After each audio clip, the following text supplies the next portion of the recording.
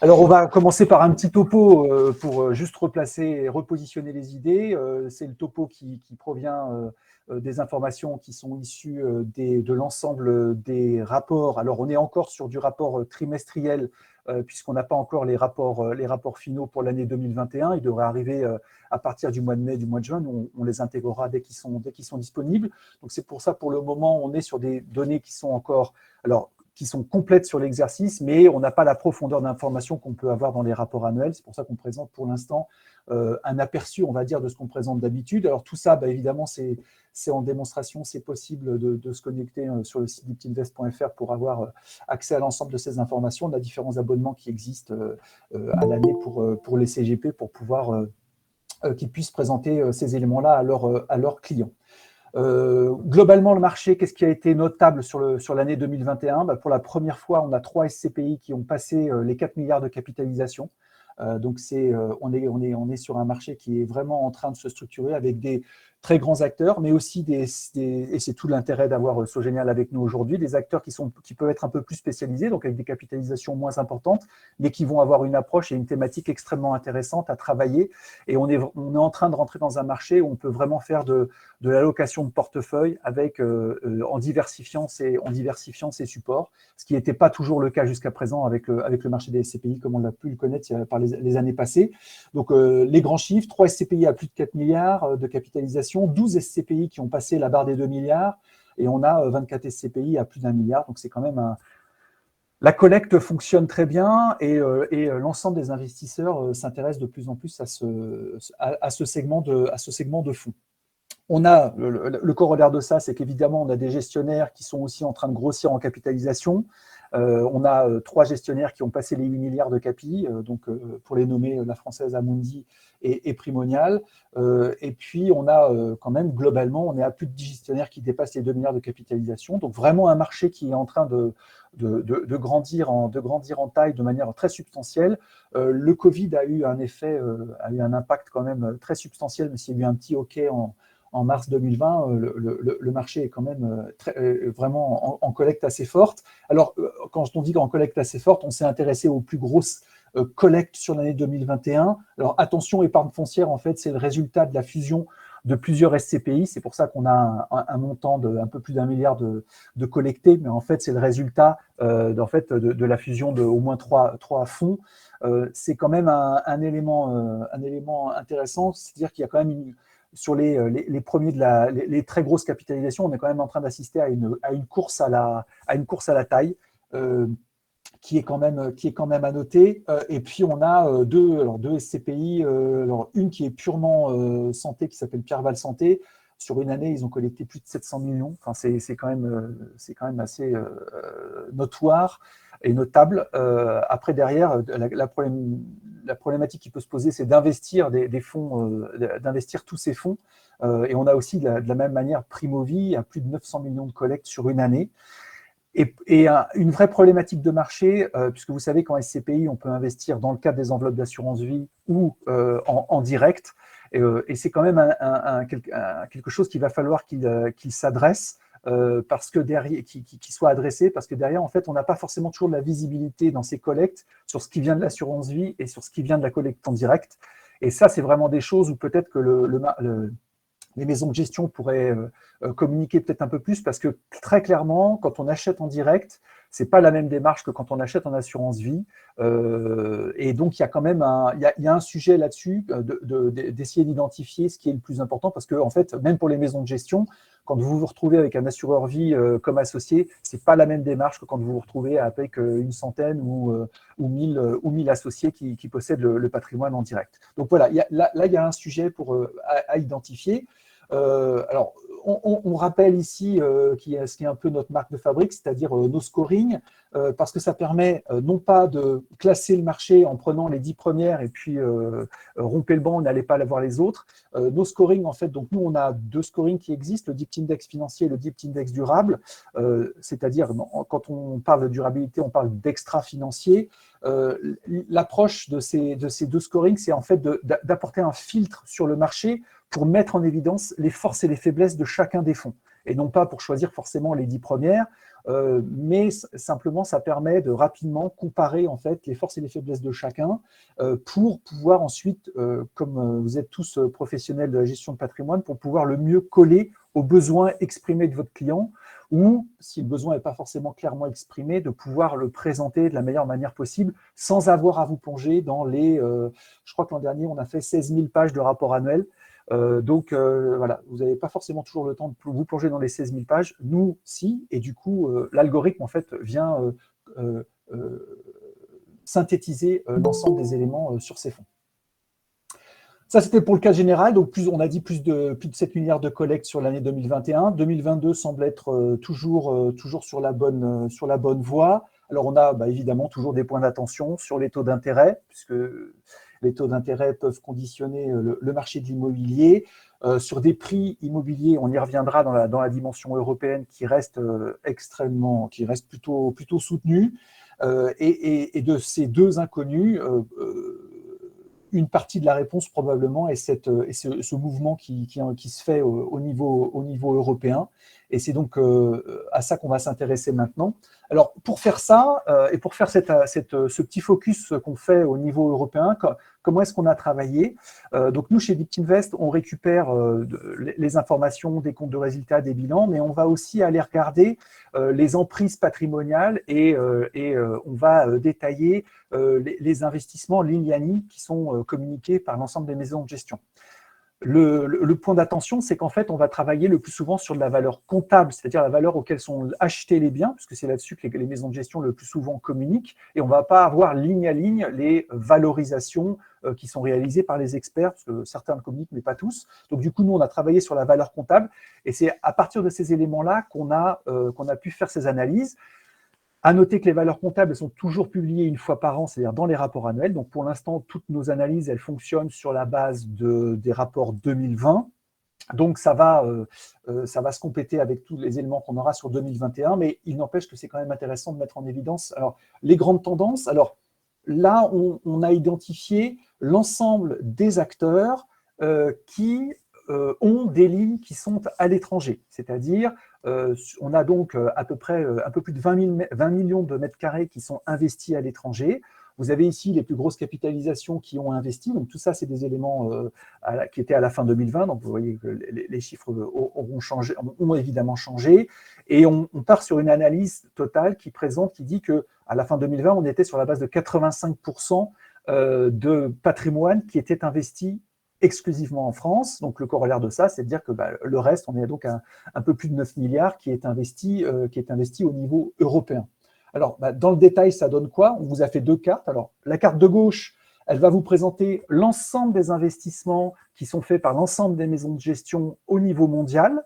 Donc, vous voyez qu'on a des choses, par exemple, dans les dom-toms. On a aussi un petit point là qui s'est éclairé, parce qu'on a des maisons qui ont acheté au Canada. Et puis, l'essentiel, quand même, se trouve dans la zone euro. Et donc, si on fait un focus, c'est le deuxième graphique, si on fait un focus sur les zones d'emprise de ces patrimoines, on voit que pour l'essentiel, France et Allemagne sont en bonne position, et c'est pour ça qu'on vous a mis le troisième slide qui va vous permettre de faire vraiment un focus sur les investissements et le montant des investissements qui sont réalisés vraiment purement à l'international et au niveau européen. Donc, pas de surprise, l'Allemagne concentre un peu plus de 40% des investissements en valeur comptable. C'est vraiment le pays qui est très loin devant l'ensemble des autres investissements. Et puis, on va avoir derrière des pays aussi qui sont tout proches de la France, comme les Pays-Bas et la Belgique. Les Pays-Bas. Au bout du compte, je me suis dit, mais non, ça ne fait pas 100, mais si, ça fait bien 100%. Et donc, vous voyez que derrière, en fait, on a quand même vraiment l'Allemagne, les Pays-Bas, à la limite la Belgique, et puis le reste du monde qui sont avec des investissements beaucoup plus légers. Et c'est là où ça va être intéressant d'aller regarder, et c'est ce qu'on va vous détailler par la suite, puisqu'en fait, on a des stratégies qui sont différentes en fonction des maisons de gestion, qui vont privilégier certains pays plutôt que d'autres. Et c'est aussi intéressant de regarder, c'est pour ça que vous, en tant que conseiller en gestion de patrimoine, vous devez faire cette démarche d'aller regarder quels sont les pays dans lesquels c'est investi, parce que globalement, c'est un mouvement qui se fait, mais après, derrière, tous les pays ne sont pas égaux, et c'est ce qu'on va mettre en évidence. Alors, on s'est intéressé, et là, c'est à prendre toujours avec une certaine attention, c'est-à-dire que là, c'est des informations qui sont datées pour avoir un périmètre identique, mais c'est surtout qu'en fait, ça va être en fonction de toutes les lignes, c'est-à-dire que, par exemple, on va avoir des investissements qui sont purement européens, par exemple Quorum Origin, mais on va avoir derrière des investissements qui sont plus dilués, qui vont être non seulement en France, mais aussi aux régions Europe. Donc, ces éléments-là sont prendre avec précaution, puisque en fait, derrière, on a quelques véhicules dans cette liste qui sont purement européens, mais globalement, voilà, c'est quand même encore assez dilué. C'est pour ça qu'on ne va pas s'apesantir sur ces rentabilités. Deux éléments simplement. On a quand même un petit écart en termes de rentabilité qui se fait sur les. Alors, on parle encore de TDVM, puisqu'on est un petit peu historiquement coincé sur la partie qui se faisait ici, c'est-à-dire sur les informations de la fin 2020. Mais derrière, en fait, l'ensemble des informations correspondent effectivement sur ce qu'on pourra vous présenter quand tout sera clôturé à la fin 2021. Lorsqu'on regarde dans l'approche, effectivement, l'Allemagne, c'est vraiment le pays phare des investissements des SCPI, avec des investissements qui sont quand même relativement dilués. Alors, ça correspond aussi à la structure géographique, puisque l'Allemagne, on a un pays qui est beaucoup plus régionalisé que ce qu'on peut avoir en France. Donc, on a moins, en France, c'était beaucoup l'Île-de-France qui était quand même toujours plébiscité. Donc voilà, là on est quand même dans un pays où c'est beaucoup plus diversifié en termes d'investissement. On a évidemment Berlin et puis Francfort qui sont les deux zones, hein, on va dire un peu maîtresses. Mais derrière, on a quand même des investissements qui se diluent. Un peu plus de 4 milliards d'investis, beaucoup sur du bureau, un quart sur du bureau, ça reste quand même le secteur d'activité important. Et puis la santé qui est en train aussi de prendre un poids substantiel. Alors, on a listé, pareil, en fonction des surfaces patrimoniales qui étaient identifiées et de la valorisation, des patrimoines. Donc, même si c'est des valorisations qui sont importantes, on voit quand même qu'il y a un écart qui se fait par rapport, parce que c'est des véhicules qui sont très importants. Hein. Primoly, on était à plus de 3 milliards, donc il n'y a que 600 millions qui sont réalisés, mais c'est un mouvement spécifique. Avec des particularités, évidemment, on a Novapierre Allemagne qui s'est spécialisé sur ce pays il y a plusieurs années et qui se trouve avoir une capitalisation qui est quand même, qui se trouve avoir un patrimoine tout à fait substantiel sur ce segment-là. Pourquoi est-ce que tout le monde part au niveau européen? Alors, il y a plusieurs raisons qui peuvent s'expliquer, et c'est évidemment ça, vous, en tant que conseiller en gestion de patrimoine, qu'il faut que vous soyez en mesure d'expliquer. Alors, le premier élément que tout le monde a en tête, c'est évidemment la fiscalité. Alors, on a beaucoup discuté de savoir avec Philippe si on faisait un topo sur la fiscalité ou pas. On a pris une grande respiration, on s'est dit que non, on n'allait pas rentrer dans le détail, parce que la fiscalité au niveau européen, c'est quand même assez compliqué. En résumé, il y a une fiscalité plus intéressante puisque lorsque vous savez que les véhicules, les SCPI sont taxés comme de l'immobilier, lorsqu'il y a des revenus en France, ce qui va donc venir se rajouter à votre base d'imposition et qui va donc être largement taxé par à la fois l'imposition sur le revenu et puis aussi les prélèvements sociaux. Et effectivement, la démarche européenne permet d'échapper à un certain nombre de ces fiscalités, et dont et surtout donc, les prélèvements sociaux français, mais aussi puisque en fait, vous êtes taxé, et les revenus qui sont générés par le patrimoine qui est le patrimoine européen est taxé avec la fiscalité du pays qui héberge le patrimoine. Donc, c'est un vrai intérêt pour vos clients.